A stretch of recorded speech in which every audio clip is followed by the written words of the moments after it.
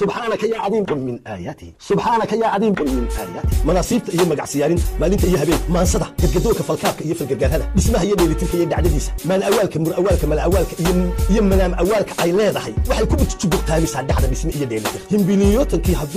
haddaan ku soo shucaalay himbiliyotanka haddaan ku soo shucaalay u faarumay hankaaga aqli saliim adigoo u faarumaynayna ha macaan jileen erayada garashada macnawiga ah iyo xeeldheerida garaadka leh iyo xoogin hana noqo saaxiib jigar wal hebeeda ha ka dhisiga nolosha hadda saaxiib la dagoosto nolosha waxa batata naxwaha iyo dhisiga waxaana ka dulqamay sabta iyo hanaanka jiritaanka nolosha hana igu tawixi ina laba nin saaxiib ay ninna hadii uu doonayo nin weyn inuu go'to tusaaleen ku hawaala warama wuxuu u faarumeeyaa mirqiyaadka tawfiyaalka maansada Soomaalida laakiin hadii aad jirfato waxa dawladnimo taladii shakhsigaas xuseen oo saaxiib inaad huntinimo yeelato himbiliyood ragaad ku huntinimo taana waxa ka yigma ama ka dulaaqaya waa qaab dhismeedkii nolosha ama maansadu ay lahayd saaxiib marka intaas timaadana waxa badanaya suguurta iyo talaxwi adigu kuma suguurta kuma aan talaxwi subhanaka ya azim qul min ayati subhanaka ya azim qul min ayati laakiin waa himbiliyoodkaagi adigu soo huntinimo adigu tawaxay xuseen oo saaxiib haaraan baad waday haaraamkii ay waday iyo tan ay joogtaa maanta oo kala hiijo dheer yihiin umanaad madaxdeeyeen haasaawihi mirqiyaaska maansada haddii aad soo jirfato waxa fikirkeedu aanu ku muuqan ama aanu ku soo haalay cilmi ujeedadii ama humaagii maansadu waxa fara badanaya ka dulaaqmaya sooyaalkii maansada waxa jira culadka iyo meecaadka iyo godonta mareegan meesha